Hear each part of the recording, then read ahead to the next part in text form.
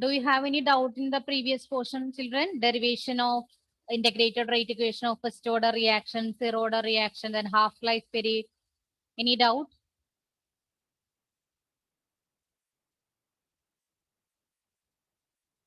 Is it clear?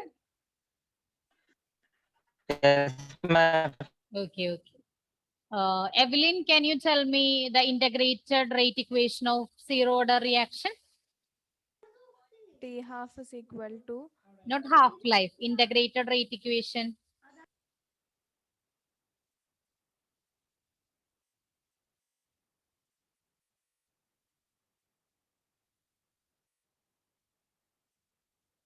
Yes.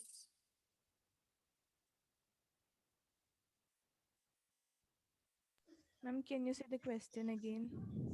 Yes, integrated rate equation of zero order reaction. There are different equations. Either you can choose it from rate constant. K is equal to Hmm. 2.0303 For first order, first order. I'm first asking order. about zero order. Okay, ma'am. Yeah.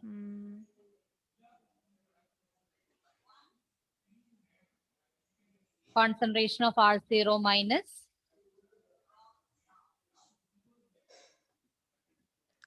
Concentration of R0 minus Hmm. 1 by 2 of concentration of R0 by Okay. Then the final one, that is K equal to concentration of R0 minus concentration of R by T. That's enough. Okay, or either you can use this equation, concentration of R, that is equal to minus KT plus concentration of R0. That's mainly this integrated rate equation. You can choose the second one. Or you can write this K is equal to concentration of R0 minus concentration of R by T. That's also correct, but it's in the terms of rate constant. That's the difference. Okay, Evelyn? So, okay, no issues. Vidur, can you tell me the integrated rate equation of first order reaction? K is equal to 1 by T into log Hmm. concentration of R0 by concentration of R. Okay. Then what about the half-life of zero order reaction, Aditya?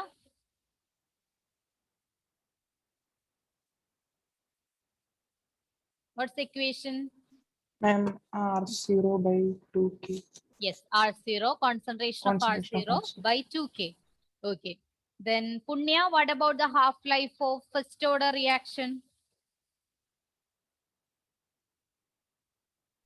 T half is equal to 0.693 by K. 693 by K. So can you tell me among this first order and zero order reaction, which one is independent of the concentration in that the case of this half-life period? Adul, can you tell me? First order reaction. Yes, first order reaction. They are independent of initial concentration because the equation is T half equal to 0.693 divided by K, right? Today we are going to learn about pseudo first order reaction. Pseudo first order reaction. What's the meaning of the term pseudo? Pseudo. No form. Yeah, Gauri? No form. Not clear. Once again, No form. no foam. Or otherwise it is false. Okay, its meaning is false. Pseudo, it means false. You have learned pseudo solids in the first chapter, right? Pseudo solids. No. Okay, pseudo means false. So here also we are using this term pseudo in this meaning, false first order reactions.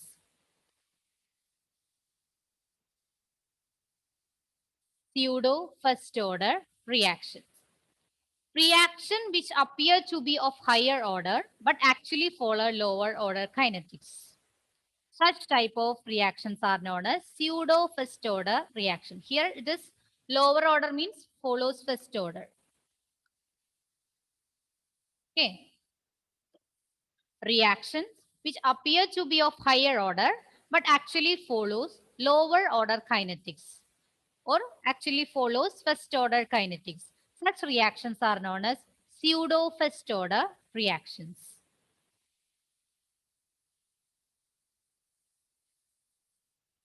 We can discuss one example. Acid hydrolysis of ethyl acetate. Okay, acid hydrolysis of ethyl acetate. And you just write this equation. That's much. Okay, CH3, COO, C2H5, that is ethyl acetate, plus H2O giving CH3COOH, that is ethanoic acid, plus C2H5OH, ethanol. Acid hydrolysis of either ethyl acetate. Hydrolysis means addition of water. Okay. So in the presence of acid, we are just adding water to this ethyl acetate. It will be split into ethanoic acid and ethanol. Okay, ethanoic acid and ethanol. And you just write the rate of this reaction in terms of reactants. Just write the rate.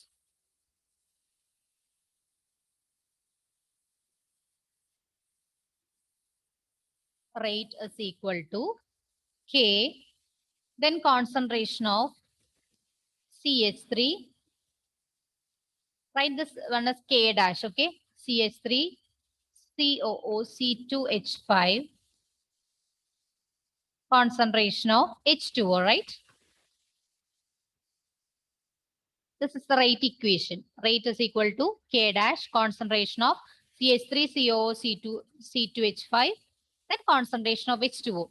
Because these two are the reactants, right? But here we will prefer this one. Rate is equal to K, concentration of CH3, COO, C2H5. We usually write this one, but actually it follows rate is equal to only the concentration of ethyl acetate. The concentration of water is not included because since the concentration of H2O is quite large, okay, and does not change appreciably, it does not appear in the rate law. That's why we are just avoiding this concentration of H2O. The concentration of H2O, it is quite large and it does not change appreciably. It does not appear in the rate law because it cannot able to make any changes in this rate. That's why we are just excluding this concentration of H2O. Clear? So rate only up to C2H5 after that. CH3, COO, C2H5. That's enough. No need to mention H2O. Just 1 minute, children. You can write like this. Rate is equal to K dash CH3, COO, C2H5, then concentration of H2O. Okay. Then we can write rate is equal to K CH3, COO, C2H5. Then this K is equal to K dash concentration of H2O. Along with this, concentration of H2O is excluded. Concentration of H2O is excluded from the rate law or rate equation.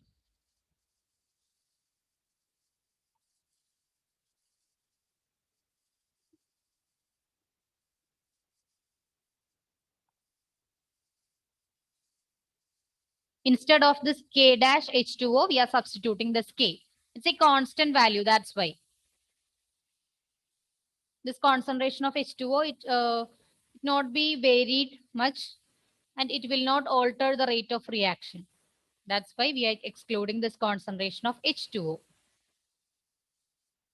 Ma'am, Yes, Achyut. so the last slide to write down the like why H2O is not included.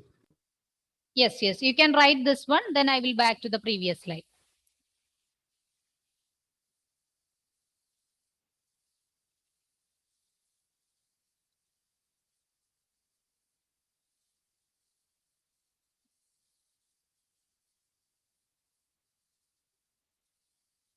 This is finished. So when you look at that reaction, we think that it will follows second order one or higher order, right? Because there are two terms there, concentration of H2O and concentration of ethyl acetate, but it actually follows lower order kinetics. first order kinetics. That's why it belongs to the category of pseudo first order reaction. Clear? Shall I move to next one, children?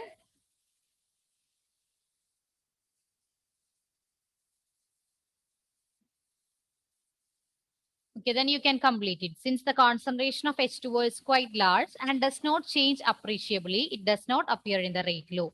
Then this one is the second example. Inversion of cane sugar in presence of dilute acids. Here also H2O is present in the reactant side, but no need to mention this one in the rate equation.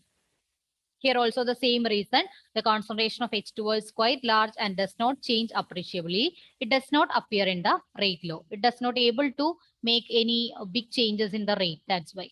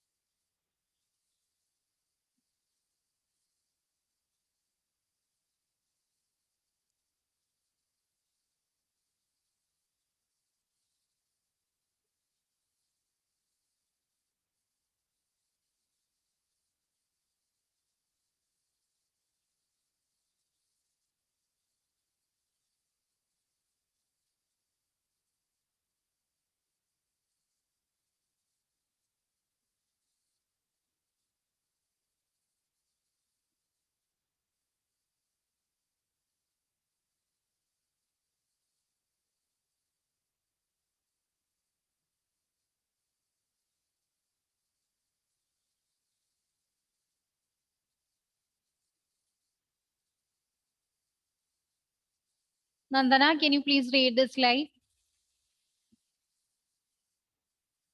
Pseudo first order reaction. Reaction which appears to be of higher order but actually follows lower order kinetics is known as pseudo first order reaction. Okay, First- just one correction.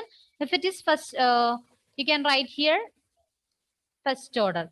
Actually follows first order kinetics. It is known as pseudo first order reaction. Otherwise, it is pseudo order reactions. Okay. If it follows first order, it is pseudo first order reaction. Otherwise, it is pseudo order reactions. Here it follows first order. Okay, continue.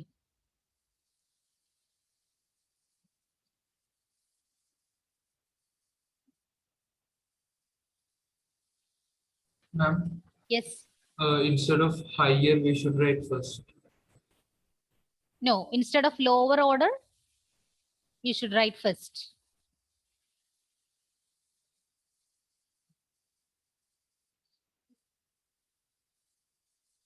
Nandana, continue.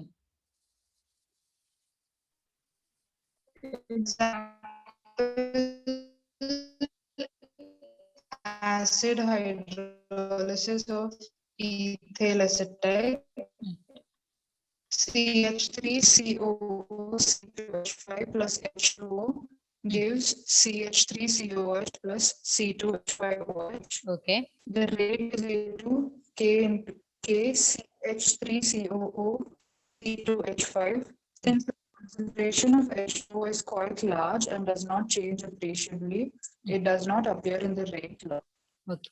Second example, in inversion cane sugar in presence of dilute acids, C12H22O11 plus H2O.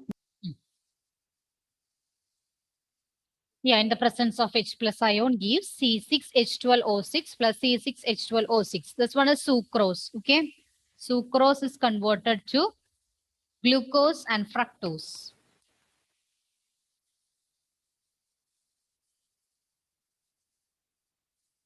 That's the inversion of cane sugar in the presence of dilute acids. That's about pseudo first order reactions. Pseudo first order reactions.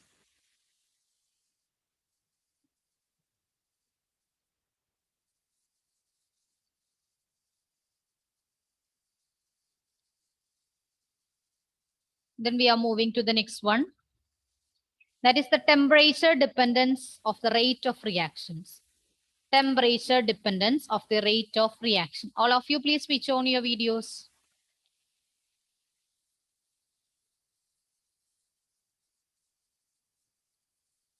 Michael, Rija, Anthony, Gauri, Muhammad Adi, Malavika, Nia, Aryan, Alvin, Srihari, Minakshi, Nandana, all of you, please switch on. Okay, we already know that this temperature can able to alter the rate of reaction, right? During heating, the speed of the chemical reactions, it's already increased. So now we are going to learn how this temperature, it will dependent on the rate of a chemical reaction. Okay, temperature dependence of the rate of reaction. Temperature dependence of the rate of reaction. Consider this example. During the decomposition of N2O5, the time taken for Ma'am. half of, yes, Anthony.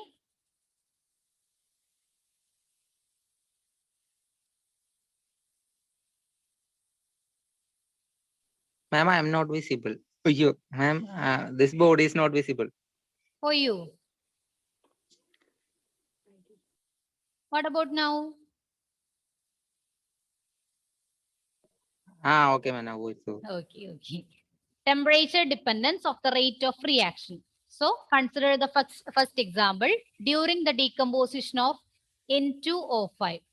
So here the time taken for half of the original amount of material to decompose is 12 minutes at 50 degrees Celsius. Okay. So here the decomposition means N2O5 is split into its components. So at 50 degrees Celsius, the time taken to decompose to half of the original amount is 12 minutes. Okay. Then at 25 degrees Celsius, it is 5 hours. And at 0 degrees Celsius, it is 10 days. Okay. So here, there is a significant role in the case of this temperature on the rate of the reaction, right?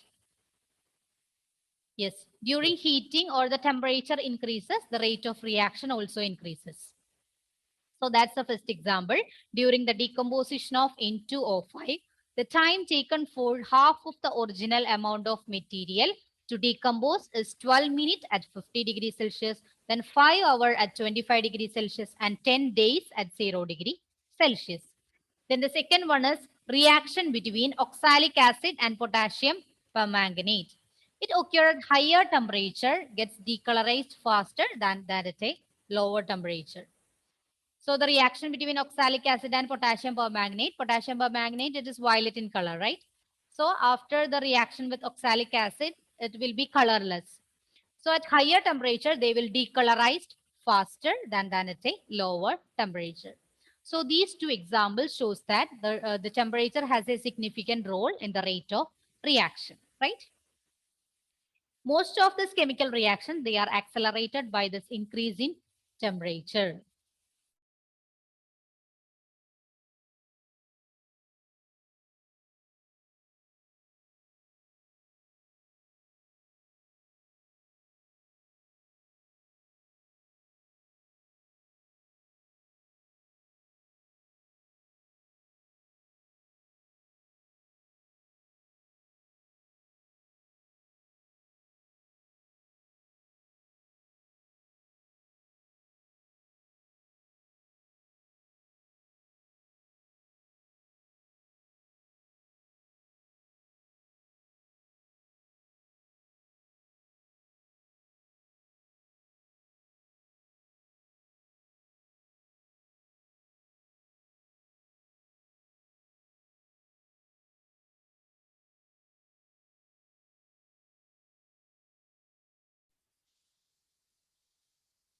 Okay, so the temperature dependence of the rate of reaction.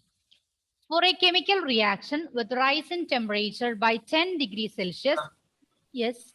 I did not complete the previous page. Okay, then you can complete it. These two are the two examples that shows this temperature has a significant effect in the rate of reaction. Okay, first one during the decomposition of N2O5, the time taken for half of the original amount of material to decompose is 12 minutes at 50 degrees Celsius, 5 hours at 25 degrees Celsius, and 10 days at 0 degrees Celsius. Then the second example, reaction between oxalic acid and potassium permanganate occur at higher temperature, gets decolorized faster than that at a lower temperature.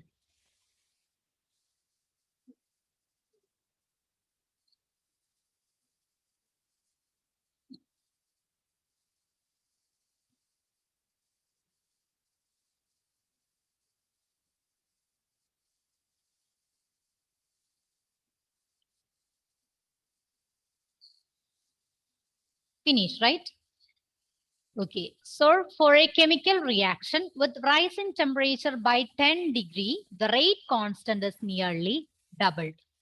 If 10 degrees Celsius temperature is increases, the rate constant is 2K. Okay, that means 2 times that rate constant. We are usually representing this rate constant in K, right? So it is 2K. For a chemical reaction with rise in temperature by 10 degree, the rate constant is nearly doubled. And there is one equation to relate the temperature dependence on the rate of a chemical reaction. It is known as Arrhenius equation. Is this equation clear, children? Yes or no? Okay. Arrhenius equation, that is K is equal to A e raised to minus EA by RT. This equation is known as Arrhenius equation. And this equation, it will shows the relation between the temperature on the rate of a chemical reaction. K is equal to A e raised to minus EA by RT. And this K stands for rate constant. EA, it is activation energy. Okay. EA, it is known as activation energy. Then A stands for Arrhenius factor or frequency factor. Then one more term here. It is also known as pre-exponential factor. Pre-exponential factor.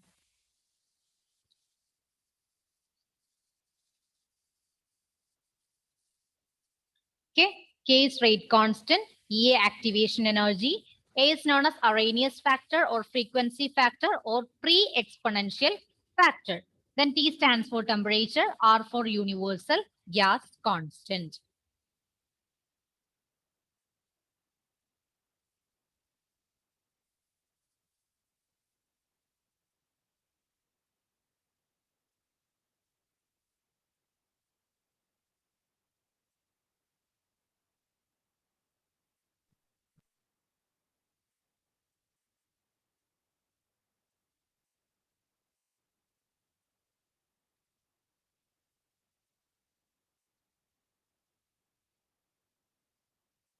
So here this Arrhenius equation, it will shows the relation between the temperature and the rate of a chemical reaction. K is equal to A into E raised to minus EA by RT.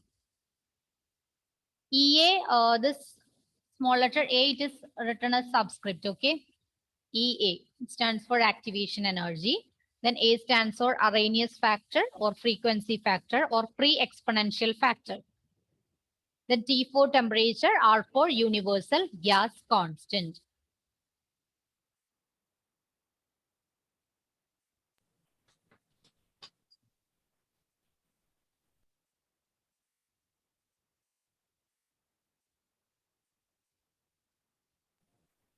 All of you, please switch on your videos.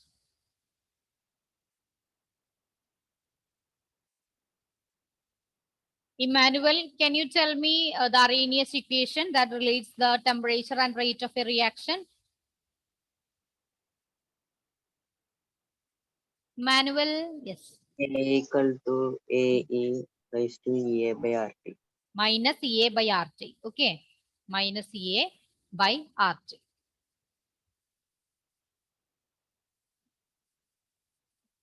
Shall I move to next slide, children? Have you finished? 1 minute, ma'am. Okay, okay.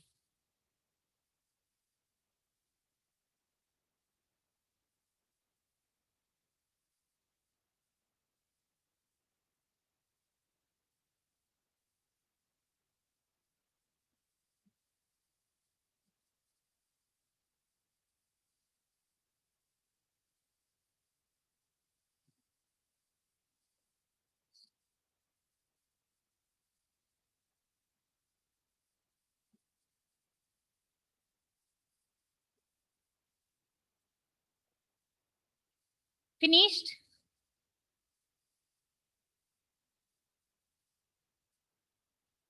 Yes, Anna? ma'am. Yes, ma'am. Okay. Okay, so from this Arrhenius equation, there is one theory. Okay.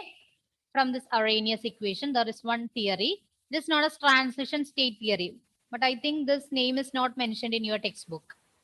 Okay, this according to Arrhenius, the reaction take place through the formation of unstable intermediate called activated complex. We learned that there is reactions directly converted to products, right?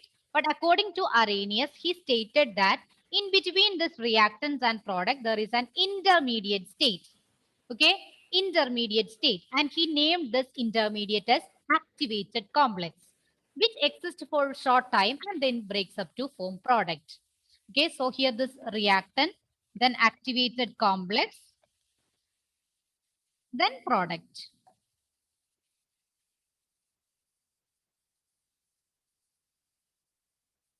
Clear? We learned that reactants can able to convert it to products. But according to Arrhenius, he stated that reactants will be converted to a activated complex or a intermediate, and it will remain for a very short time and it will be directly converted to product. Clear? That's the explanation of this Arrhenius equation.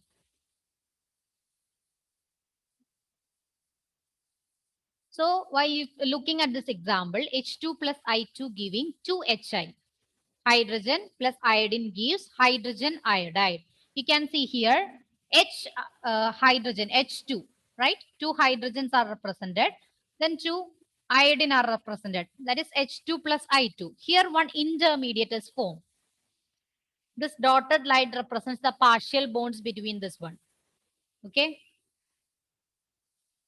Between hydrogen and hydrogen, there is one bond. Between iodine and iodine, there is one bond. That's in the case of reactants. And in the intermediate, there will be a partial bond between this hydrogen and iodine. And this bond will break here. Okay. And to separate hydrogen iodine, that is hydrogen iodide products are formed. So this intermediate, it exists for a very short time. Okay. That's the point there. And then breaks up to form the product. And this intermediate, it is known as activated complex. Activated complex.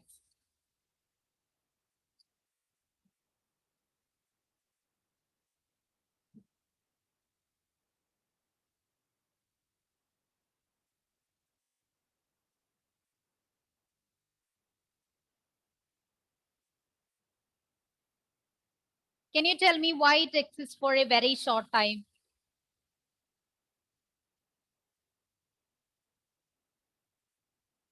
Can you tell me the reason? Anyone?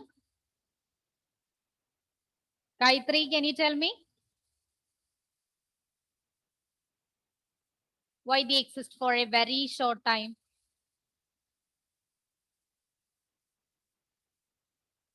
Because they are unstable. Okay, they are unstable. Here looking at this hydrogen, there are 2 bonds here, right? And in the case of iodine also, 2 bonds there. Only hydrogen can able to form bond with one another atom. Okay, so this one is considered as unstable. That's why it exists for a very short time and then breaks up to form product. So according to Arrhenius, reaction take place through the formation of unstable intermediate called activated complex, which exists for short time and then breaks up to form product.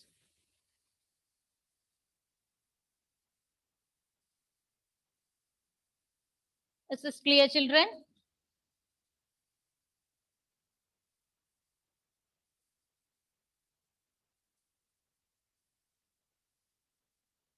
Shall I move to next one? Ma'am, Yes. Yes, what Gauri. is P exponential factor? That's a constant suggested by Arrhenius. Okay. Clear? Yes, ma'am. Okay. So just look at this graph. Here, this reaction coordinate, it is plotted against potential energy. What do you mean by this reaction coordinate? Reaction coordinate means reactant is converted to product. Reactant, it is converted to product. That is known as this reaction coordinate. Okay. Here it is potential energy. potential energy. Then we have learned the example. The reactants are H2 plus I2, right? Reactants are H2 plus I2. Hydrogen and iodine are the reactants. And they are converted to an activated complex. It is known as Z. In this graph, it is represented as C. Okay, activated complex. That's the intermediate. Then it is converted to the product HI. And here you can see one activation energy. Okay, activation energy. So can you define this activation energy from this graph? We have learned that reactants is converted to an intermediate known as activated complex. It is unstable and it exists for a very short time. It is converted to product. There is one activation energy from this reactant to activated complex. So can you define this activation energy from this graph? Anyone? Yes. Dia, can you define?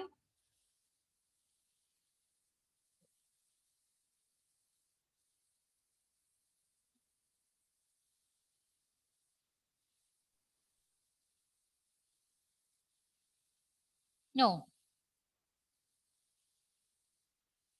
Anyone? The energy required to form this activated complex from reactants, it is known as activation energy. Okay. The energy that required to form this intermediate called activated complex, it is known as activation energy. That is EA. Okay. In that Arrhenius equation, we just write the one term EA, right? That is activation energy. So the energy required to form this activated complex or the intermediate from the reactant, it is known as activation energy. And one more thing, there is one delta H here. I think you have learned this delta H in +1, thermodynamics. What is this delta H? Yeah, Punya, that's right. You can tell me. Enthalpy. Yes, enthalpy change, right? So here this H2 plus I2 giving 2HI. Right? H2 plus I2 giving 2HI. Here some energy is needed. Okay, some energy is needed. So here it is just 1 minute, children.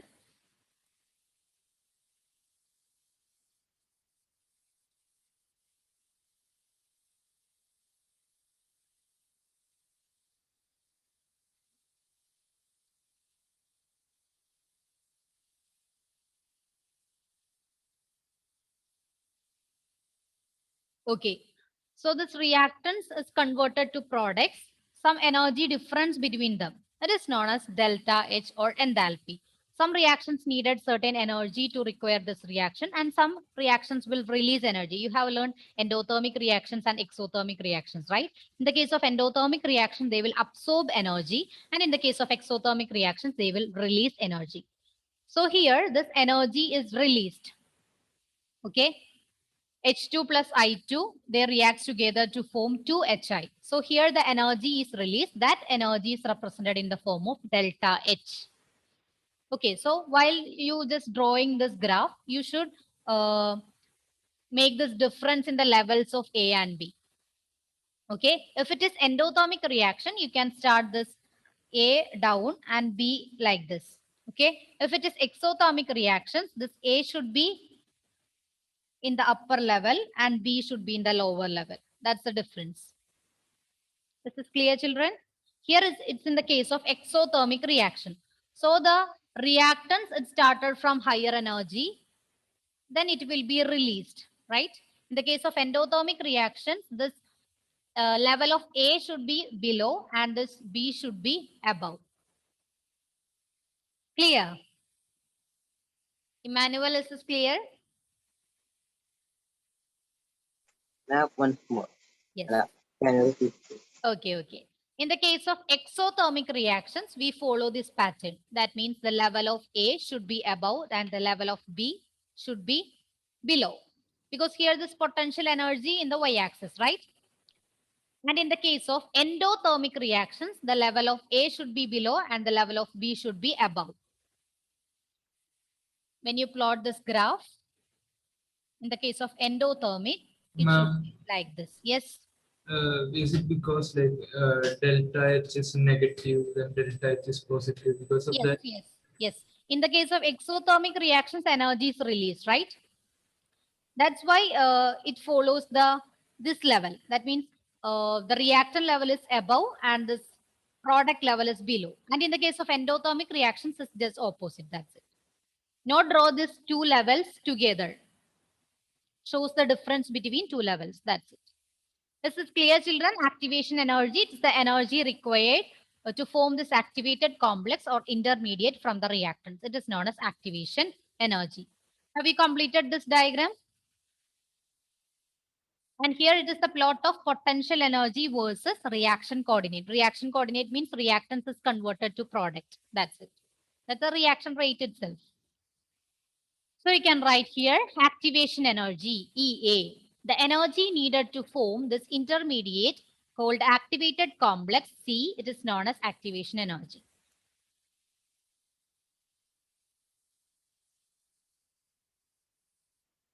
And this EA, it is always positive. Activation energy, it is always positive. Because this energy is absorbed, right? That's why it is always positive.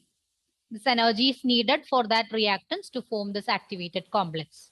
The larger the value of EA, the slower the rate of a reaction at a given temperature. Because this reaction is K is equal to A E raised to minus EA by RT, right? So here, larger the value of EA, slower the rate of reaction at a given temperature. If more energy is needed, that means the rate, more time will be taken for the, that reaction to form this activated complex, right? So the rate will be lower. That's it.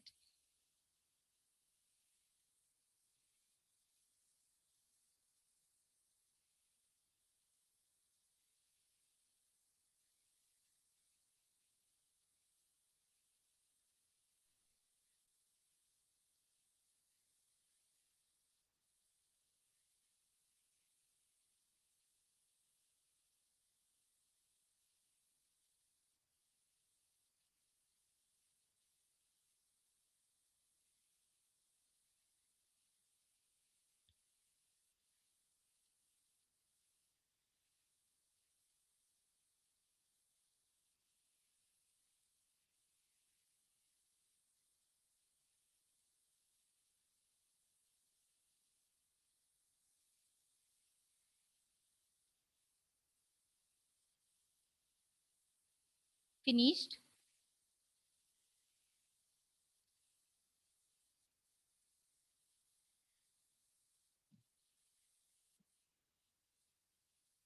All of you.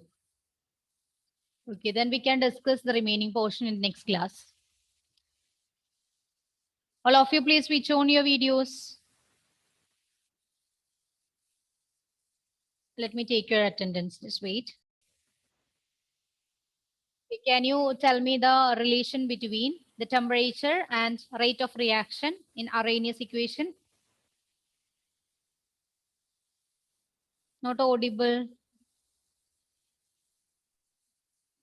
Okay, Rijas, can you tell me? It's okay, Naurin. Rijas.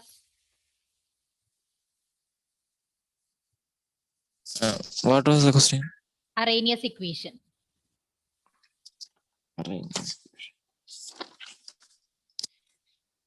K is equal to K equal to A raised to minus EA by RT.